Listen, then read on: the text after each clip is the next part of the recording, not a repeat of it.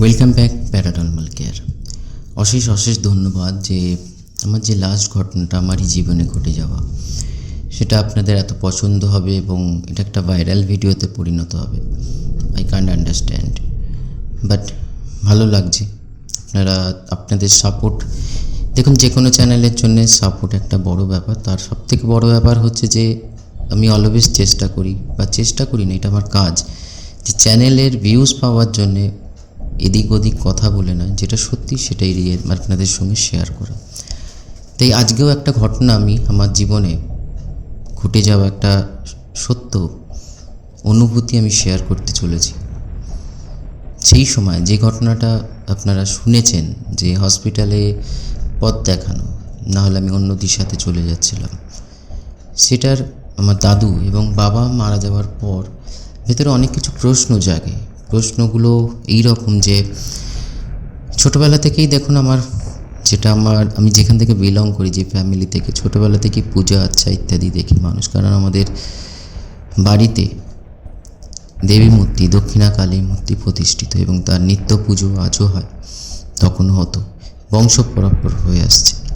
তো ফলে এনভায়রনমেন্ট যেটা পেয়েছি সেটা হচ্ছে স্পিরিচুয়াল, এবং তার সঙ্গে সঙ্গে দিনে যেরকম আমি এগোতে থাকি, মনের মধ্যে বিভিন্ন রকম প্রশ্নের ভিড় হতে থাকে।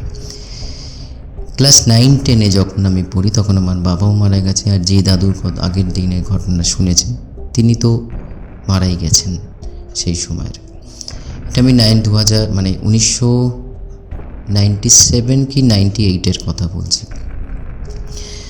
ফার্স্ট এক্সপিরিয়েন্স করি নিমতলার শ্মশানে।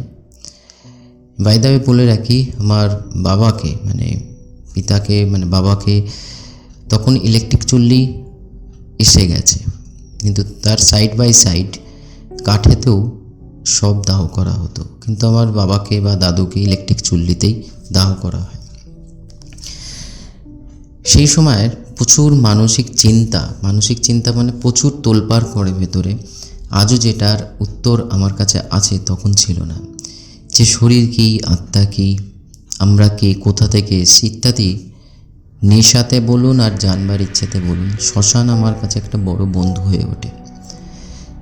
এর জন্য আমি ধরুন কলেজ কোনো দিন কামাই করিনি, এটা ঠিক কথা, কিন্তু অনেক ক্লাস আমি ড্রপ দিয়েছি, বাড়িতে মিথ্যা কথাও বলেছি। এরকমও ঘটনা ঘটেছে, যেটা আজকে আপনাদের সামনে শেয়ার করছি। তবে হ্যাঁ, আমার মা সেটা পরে জানতে পারে এবং সেটাকে আমি পরে ক্লিয়ারভাবে বলি যে আমি এখানে না গিয়ে ওখানে গেছি। এক অদ্ভুত টান থাকতো, মনে হতো যেন ওখানেই আমি কিছু না কিছু উত্তর পাবো। বিভিন্ন রকম মনে তখন তোলপাড় করছে। সেই সময়কার ঘটনা একটা শেয়ার করছি, বা একটা ফিলিংস বা অনুভূতি যেটা আমি দেখি, অনুভব করি। এবং সেই পার্থক্য, সেই সময়কার যে সমস্ত মানসিক চিন্তাধারাগুলো ছিল, যেটার উত্তর খুঁজে বেড়াচ্ছিলাম, আজকে এই অবস্থাতে বসে আমার কাছে সেই উত্তর রয়েছে, এবং তার কিভাবে সমাধান মানুষের ক্ষেত্রে কিভাবে কাজে লাগানো যায় সেটারও উত্তর আমার কাছে আছে। যাই হোক, ঘটনায় ফিরে আসি। এরকমই একটা ইভিনিংয়ে, ওই সময়কার ঘটনা বলছি, আমার ম্যাথ ক্লাস ছিল, প্রাইভেটে ম্যাথ ক্লাস ছিল। তো যেটা হয়, বাগবাজারেই আমার স্যারের বাড়ি ছিল, বলতে পারেন গৌরীবাড়ি, যারা বাগবাজার চেনেন, গৌরীবাড়ি বলে একটা জায়গা আছে, সেই জায়গায় গলিটার মধ্যেই তো ওনার বাড়ি। তো আমি যাতায়াত করতাম নিমতলা ঘাটে। কাশিমিত্রি ঘাটটা অতটা তখন সবেতেই, আজকের দিনে ধরুন যেখানে এত পপুলেশন, এত লোকজনের ভিড় তখনও ছিল, কিন্তু তবু একটা যেন ক্লিননেস ছিল। তো যেখানে আমি যেতাম সেটা হচ্ছে কাঠের চল্লিতে, যেখানে সব দাহ করা হতো। তো সেখানে ড্রপ দিয়ে হঠাৎ করে, তখন প্রায় ধরুন ইভিনিং 5টা, 5:30, আমি টানা হেঁটেই যেতাম, হেঁটেই আসতাম। একটাই কারণ হচ্ছে যে পয়সা বাঁচানো। মা অনেক কষ্টে আমাকে সেই সময় বড় করে তুলেছে। আজকে আপনাদের সামনে দাঁড়িয়ে, আজকে প্রচুর মানুষ শুধু এই ফিল্ডের জন্য না, পাখির সেবার জন্যে, পাখির চিকিৎসা, ভেটেরিনারি চিকিৎসার জন্য প্রচুর মানুষ আজকে আমাকে চেনে। যাই হোক, তো গিয়ে দাঁড়াই, একটা সব আসেও, হিন্দুস্তানিদের সব, মারবাড়ি যারা হয়। তো অটোমেটিক্যালি তার ক্রিয়াকর্ম, রিচুয়াল যেগুলো থাকে, ওদের আমাদের থেকে অনেক বেশি রিচুয়াল থাকে।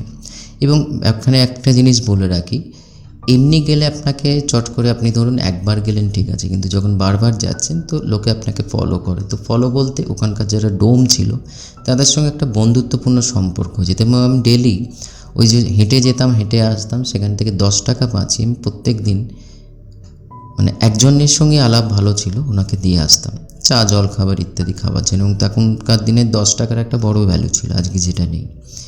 যাই হোক, তো সেই ক্ষেত্রে ওনার থেকেও আমার অনেক কিছু শোনা হয়েছে, ওনার এক্সপিরিয়েন্স কীরকম ফিল করেছিল, ওনার জীবনে কিছু ঘটে যাওয়া কিছু সত্য ভৌতিক ঘটনা উনি শেয়ার করেছিলেন, কোনো একদিন শোনাবো। এই ক্ষেত্রেই ওনার সঙ্গে উনি অনেকবার জিজ্ঞেস করেন কেন আসি আমি। তো ওনাকে আমি খুলে বলি যে মনে অনেক রকম প্রশ্নের প্রশ্ন হয়ে আছে, তার উত্তর খুঁজতে আমার মনে হয় এখানেই আসি। তো সেদিনকার ঘটনা এরকমই, গিয়ে দাঁড়িয়েছি সামনেই গঙ্গায় গিয়ে বসেছিলাম চুপচাপ, এবং মনের মধ্যে বিভিন্ন রকম চিন্তাভাবনা চলছে যে আমি কেন, কিসের জন্যে, মানে আত্মা, শরীর ইত্যাদি মাথার মধ্যে প্রচুর ঘুরে বেড়াচ্ছে। ওখান থেকে গঙ্গার ঘাটটা খুব সামান্য একটু নিচে গেলেই গঙ্গার ঘাট।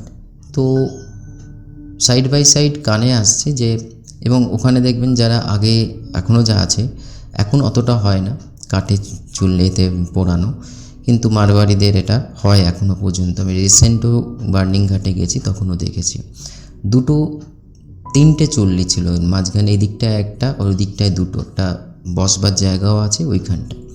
তো অটোমেটিক্যালি কানে আসে যে মৃতদেহ এসছে। তো উঠে আসি, কিছুক্ষণ পরে উঠে আসি, যখন তাকে দাহ করার মতন প্রস্তুতি নিচ্ছে। ওদের এক নিয়ম হয় যে ওই যে কাঁধে ঘট নিয়ে একটা কলসির মতন নিয়ে ঘুরে বডির চারিপাশে ঘুরে ভেঙে, না দেখে ভেঙে দেওয়া, উল্টো দিকে ফেলা। দাঁড়িয়ে রয়েছি তখন মোটামুটি সন্ধ্যে 7টা, কারণ ওদের রিচুয়াল করতে একটু সময় লাগে, এবং ডোম যারা রয়েছে তারাও অ্যাক্টিভ হচ্ছে। বডি তখন মানে কাঠে সাজানো হয়ে গেছে, চল্লিতে সাজানো হয়ে গেছে, আগুন লাগাবে। একটা সাইডে কোণে দাঁড়িয়ে চুপচাপ দেখছি। এখানে একটা বলে রাখি ফ্রেন্ডস, শ্মশান হচ্ছে এমনই একটা স্থান যেখানে আপনার সমস্ত অহংকার, সমস্ত দুর্বলতা, যা আমি হয়ে আছে, যা কিছু আমার হয়ে আছে, সর্বশান্ত হয়ে শেষ হয়ে যাবেন ওখানে। এই চিন্তাটার নিষ্পত্তি ওখানে নিশ্চয়ই পাবেন, উত্তর ওখানেই পাবেন। কারণ আপনি গরিব হন, বড়লোক হন, মিনিস্টার হন, যাই হোক, আপনার শরীরের অন্তে গন্তব্যস্থল হচ্ছে শ্মশান। আমরা হিন্দু তাই, এবং আলাদা আলাদা ধর্মের আলাদা আলাদা জায়গা। এখানে গেলে আপনি প্রচণ্ড শান্তি অনুভব করবেন। নিজের যে আমাদের জীবনে যে সমস্ত অহংকার, যে সমস্ত গর্ব, সমস্ত কিছুর পতন হয় এখানে। তো এখানে যেতে প্রচণ্ড শান্তি। এখনও যাই, বাট রেয়ার হয়ে গেছে, টাইম পাই না বলে। বাট তখন বলতে পারেন সপ্তাহে 3-4 বার যেতাম। যাই হোক, ঘটনায় বারবার থেকে স্কিপ করে যাচ্ছি, ঘটনায় ফিরে আসি। আগুনটা জ্বালানো হয়েছে, আগুন জ্বলতেও লেগেছে, ডোম সামনে দাঁড়িয়ে। হঠাৎ করে একটা হাওয়ার মতন, চারিপাশে হাওয়া এমনি চলছে, সামনেই গঙ্গা, একটা ঠান্ডা হাওয়া মনে হলো যেন আমাকে আমার ডান কানের পাশ দিয়ে কিছু একটা বলে বেরিয়ে গেল। এখন বলবেন হাওয়া কি বলবে, আমি নিজে অনুভব করেছি সেটা। এবং বলে বেরিয়ে যাওয়ার পর যেটা আমি স্পষ্ট অনুভব করি, প্রায় বলতে পারেন ঠিক মতন বলতে গেলে আমার এখন যে অনুভূতিটা হচ্ছে সেই অনুভূতি অনুযায়ী 10 থেকে 15 সেকেন্ড, একটা লং টাইম, কিন্তু যদি টাইমের হিসাব মতন চলেন 10-15 সেকেন্ড অনেক কিছু ফোনে মাধ্যমে একটা দুটো কথা বলা যায়। তো সেই 10-15 সেকেন্ড আমি নিজে অনুভব করি, যাকে ওখানে সবকে দাহ করা হচ্ছে, তিনি ঠিক তার চিতার সামনে দাঁড়িয়ে তার নিজের বডি পুড়তে দেখছে এবং আমার দিকে তাকাচ্ছে। আমি নিজে এখন বলছি, আমার নিজের গায়ে কাঁটা দিচ্ছে এই কারণে, যেহেতু ঘটনাটা রিয়েল, কোনো বানানো বা আপনাদের কোনো বানিয়ে শোনাচ্ছি না, বা কোনো এটা গল্প নয়। এটা আমার জীবনে ঘটে যাওয়া প্রথম শ্মশানে কোনো স্পিরিটকে আমি লক্ষ্য করি। এবং এখান থেকে এই ফিলিংসটা আসে যে শরীর মরতে পারে, স্পিরিট বা আত্মা, একটা এনার্জি, সে কখনো মরতে পারে না, বা তাকে কখনো দাহ করা যায় না, যেটা আমরা গীতাতে পড়ি। না তাকে জলে ডোবানো যায়, না তাকে কোনো অস্ত্র দিয়ে কাটা যায়, না তাকে আগুনে পোড়ানো যায়, না তাকে কোনো রকমভাবে বিধ্বস্ত করা যায়। আত্মা একটা লাইট, যা আজ শরীরে আছে, আপনার প্রাণশক্তি, আপনি আমি বেঁচে আছি, সেই আত্মা যখন শরীর ছাড়বে তার সময় অনুযায়ী, তখন এই শরীরটারও কোনো যাকে বলে অর্থ থাকবে না। এই প্রথম অনুভব করি, এবং ভয় তো হালকা পাই, মিথ্যে কথা বলবো না, ভয় এই কারণে হালকা পাই, আমি এই কারণে ভেবে ভয় খাই যে আমি জিনিসটা কি অনুভব করছি। তখন সেই মুহূর্তে বলতে পারেন আমার পায়ের তলা থেকে মাটি সরে যায়। আমি কি যে ফিলিংস অনুভব করি সেই সময়, আমি আপনাদের ভাষাতে বোঝাতে পারবো না। এই ফার্স্ট, এবং এটা প্রায় ওই রকম সময় অনুযায়ী ছিল, এবং তারপরে তাকে আর দেখা যায় না। এই প্রথমবার শ্মশানে অনেক দিনের পর দিন গেছি, মাসের পর মাস গেছি, কিন্তু সেদিনকার হয়তো ঈশ্বর এটার মাধ্যমে আমার মনে যে তোলপাড় করছিল, শরীর, আত্মা স্পিরিট, যে সমস্ত কিছুর উত্তর তখন ছিল না। সেই পর মুহূর্তে এইটুকুনি ভেতর থেকে আওয়াজ আসে যে শরীরকে দাহ করলেও স্পিরিট সে তার নতুন জামা কাপড়ের জন্যে, বা নতুন জীবনের জন্যে, বা নতুন যে কর্ম সে শেষ করে গেল এখানে, সেইখান থেকে, যেখান থেকে শেষ করেছে সেখান থেকে আবার নতুন জন্ম থেকে শুরু হবে। তার পারফেক্ট ব্যাখ্যা হয়তো এখন আমার কাছে আছে, কিন্তু তখন এইটুকুনি মনে স্ট্রাইক করেছিল। তো এটাই ছিল আমার জীবনে প্রথম নিমতলার শ্মশানে, কাঠের চুল্লিতে প্রথম আমি স্পিরিট শ্মশানে আমি দর্শন করি, এবং আমার মনের যে অ্যান্সারগুলো প্রশ্নগুলো ছিল, তার মধ্যে কিছু প্রশ্নের উত্তর পাই।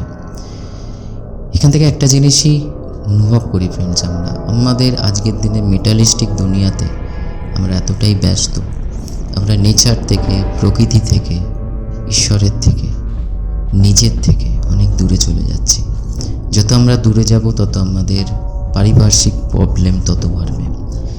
সব কিছু করুন, নিজেকে ধরে রেখে করুন, নিজেকে জেনে করুন, কারণ আমাদের আসার উদ্দেশ্যই আজ আমি ফিল করি একটাই, নিজেকে জানা, সেই পরম সত্যকে জানা, সেই ইউনিভার্সকে জানা, এবং নিজের কর্মকে সম্পূর্ণ করে সেই পরমাত্মার সঙ্গে যুক্ত হয়ে যাব।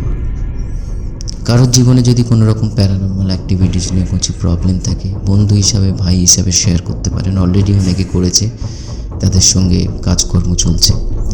এবং লাস্টে একটাই কথা, ভালো থাকুন, সুস্থ থাকুন, ঈশ্বরের সান্নিধ্যে থাকুন, ভালো কর্ম করে এগিয়ে যান। নমস্কার।